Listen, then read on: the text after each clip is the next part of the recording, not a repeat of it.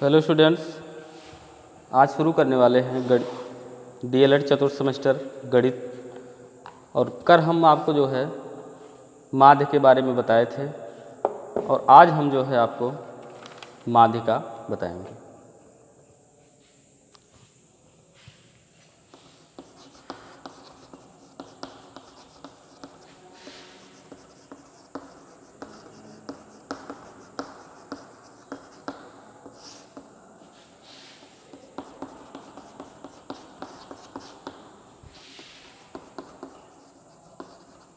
माध्यिका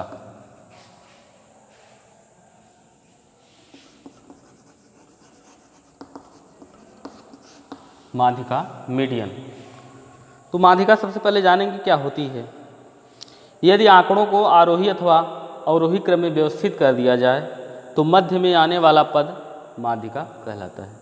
अगर आपको आंकड़े दिए गए हैं उनको आरोही क्रम में या अवरोही क्रम में व्यवस्थित कर दिया जाए तो जो सबसे मध्य में जो मान आएगा उसे ही हम क्या कहेंगे, माध्यिका कहेंगे। लिखेंगे यदि आंकड़ों को आरोही या अवरोही क्रम में व्यवस्थित किया जाए तो मध्य में पड़ने वाले मान को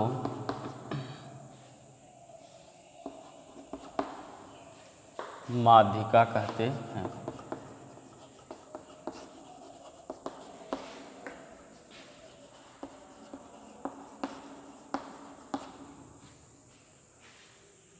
तो इस तरह से अब हम देखेंगे माध्यिका। देखिए इसमें भी आप जो है वर्गीकृत आंकड़ों की माध्यिका और अवर्गीकृत आंकड़ों की माध्यिका अलग अलग निकालते हैं। इनका अलग अलग सूत्र होता है। तो यहाँ सबसे पहले माध्यिका आप ज्ञात करेंगे जब आंकड़े अवर्गीकृत हों। जब आंकड़े अवर्गीकृत हों, जब आंकड़े अवर्गीकृत हों। अब पहले बात उसमें पदों की संख्या पर भी निर्भर करती है माध्यिका। जब पदों की संख्या सम होती है तो उसके लिए अलग सूत्र है, विषम होती है पदों की संख्या तो उसके लिए अलग सूत्र है। तो सबसे पहले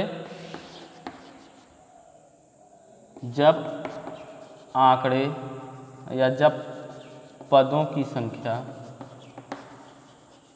विषम हो, जब पदों की संख्या विषम हो तब माध्यिका क्या होती है, माध्यिका बराबर n+1/2वां पद। तब माध्यिका होती है n+1/2वां पद जब पदों की संख्या विषम होती है।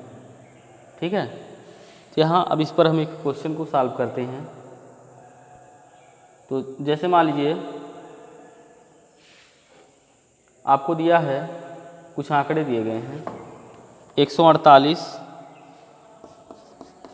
151, 153, 153, 145,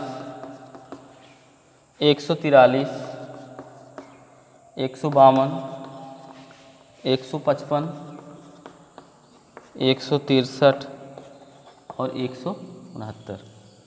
तो यहाँ पर आंकड़े जो आपको दिए गए हैं 148, 151, 153, 145, 143, 152, 155, 163, 169।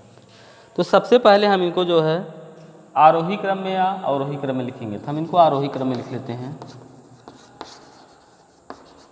आरोही क्रम ये आपका जो है बढ़ता हुआ क्रम होता है। आरोही क्रम का मतलब होता है बढ़ता हुआ क्रम, यानी कि इसमें सबसे पहले हम सबसे छोटी संख्या छांट के लिखेंगे, उसके बाद उससे बड़ी, फिर उससे बड़ी, फिर उससे बड़ी।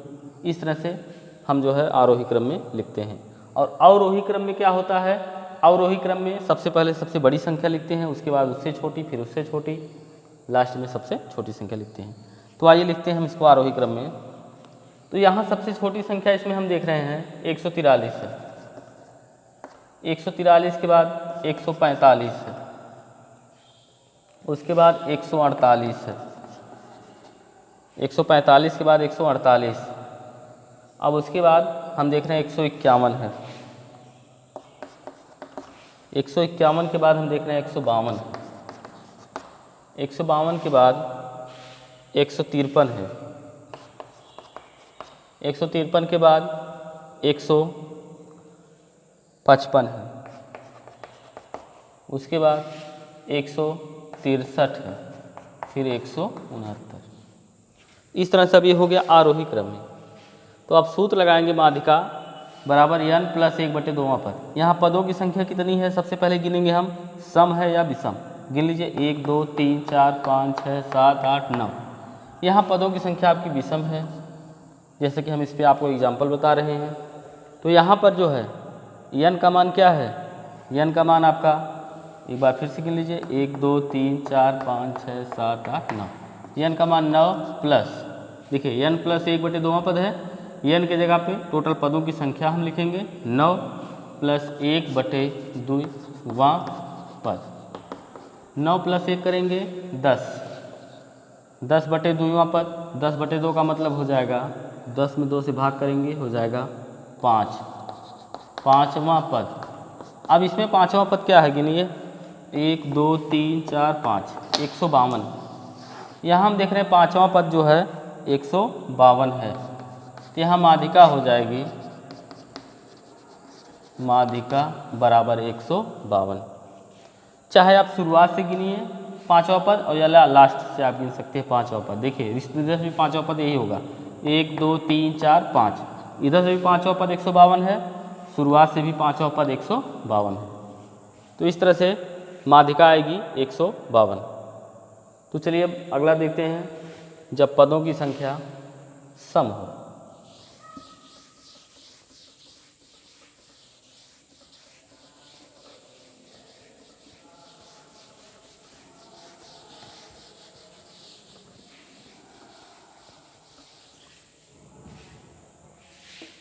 जब पदों की संख्या सम हो, जब पदों की संख्या सम हो, इसके लिए फार्मूला होता है माध्यिका बराबर n/2वें पद का मान प्लस n/2वें पद का मान प्लस n/2 प्लस 1वें पद का मान पूरे के बटे होता है 2, पूरे के बटे 2 हो जाएगा। ये माध्यिका का सूत्र है जब पदों की संख्या उसमें सम होती है। तो चलिए एक क्वेश्चन हम इस पर भी देख लेते हैं। आंकड़ा दिया गया है एग्जाम्पल 148, 151, 153, 145, 143, 152, 155। ये आपके आंकड़े हैं, गिन लीजिए 1 2 3 4 5 6 7। 1 मिनट, यहाँ इसको सम होना चाहिए, 2 2 4 2 6 1 7।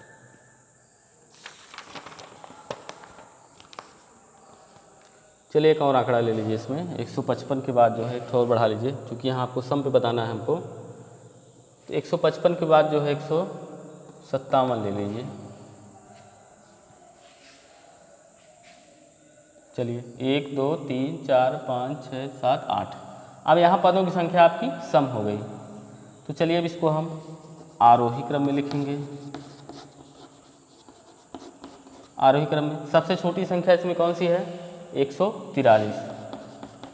143 सबसे छोटी संख्या है। उसके बाद नंबर है 145, फिर 148, फिर उसके बाद 49 नहीं है, 50 भी नहीं है, 151। 151 के बाद आ जाएगा 152, उसके बाद आ जाएगा 153,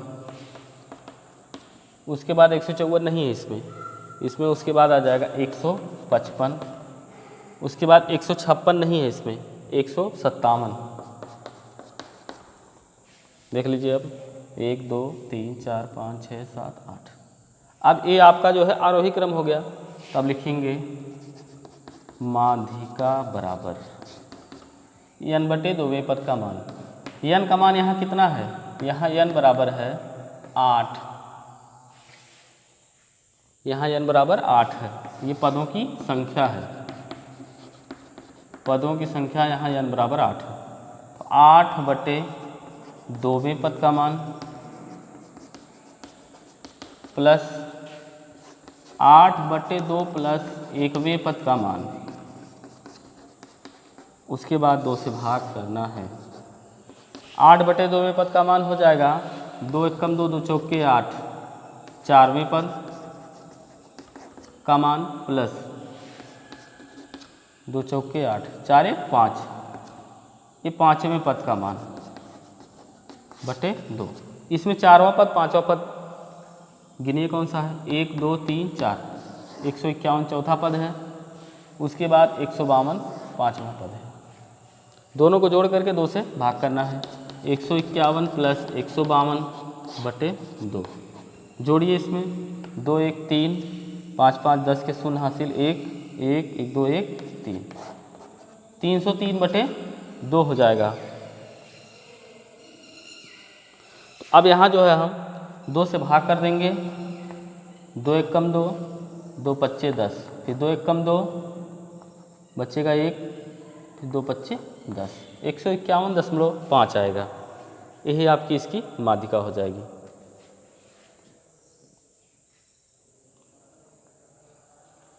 तो इस तरह से हम जो है माध्यिका ज्ञात करेंगे। जब इस तरह से आपको आवर्गिक आंकड़े होंगे, पदों की संख्या सम होगी और विषम होगी, तो हम इसी तरह से माध्यिका ज्ञात करेंगे। अब चलिए क्वेश्चन और देखते हैं, बारंबारता बंटन से माध्यिका कैसे ज्ञात किया जाता है।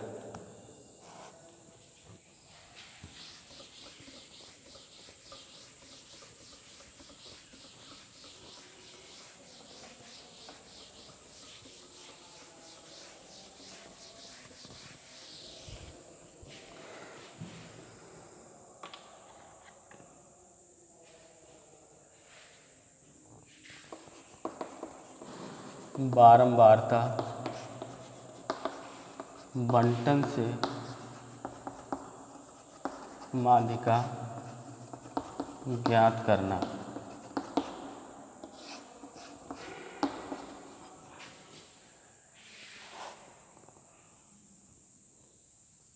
तो यहाँ पर जो है सबसे पहले हम जो है खंडित श्रेणी की माध्यिका ज्ञात करेंगे। तो इसके लिए पहले आप लिख लीजिए पद, और एक तरफ जो है इसकी फ्रीक्वेंसी हो जाएगी बारंबारता।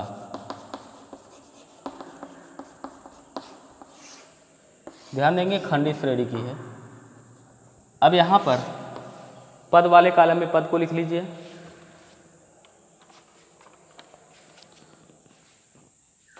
चार, 6, 8, 10, 12, 14, 16, 17, ये तो आपके पद हो गए। अब इनकी बारंबारताओं को लिख लीजिए आप। 1 2 7 9 11 18 5 और ये 4 हो जाएगा। तो इसमें अब हम एक कॉलम और बनाते हैं। देखिए ध्यान दीजिए, माध्यिका में अगर आपको पद और बारंबारता दिया है तो एक कॉलम और बनाएंगे हम इसमें, संचयी बारंबारता। संचयी बारंबारता। संचयी बारंबारता कैसे ज्ञात करते हैं, देखिए ध्यान से। पहला पद 4 है, इसकी बारंबारता 1 है। दूसरा पद 6 है, इसकी बारंबारता 2 है। इसलिए अब यहाँ पर जितने भी पद हैं उनके सामने उनकी बारंबारताएं क्रमबद्ध तरीके से दी गई हैं। तो पहले पद की बारंबारता और संचयी बारंबारता दोनों एक ही होती है, मतलब एक ही संख्या होती है। यहाँ 1 है तो 1 है ये भी। यहाँ अगर 5 होता तो ये भी 5 ही होता। 6 होता यहाँ पर तो 6 होता, संचयी बारंबारता भी 6 होती। तो ध्यान रखिएगा, पहले पद की बारंबारता और संचयी बारंबारता एक ही संख्या होती है। अब हम 2 को 1 को हम 2 में जोड़ेंगे तो कितना हो जाएगा 3, फिर 3 को हम 7 में जोड़ेंगे 10 हो जाएगा, 10 को हम 9 में जोड़ेंगे 19 हो जाएगा, 19 को हम 11 में जोड़ेंगे तो हो जाएगा 30, फिर 30 को हम 18 में जोड़ेंगे कितना हो जाएगा 30 10 40 60 48, 48 को हम 5 में जोड़ेंगे कितना हो जाएगा 53, 53 को हम 4 में जोड़ेंगे 57। तो इस तरह से ये आपकी आ जाएगी संचयी बारंबारता।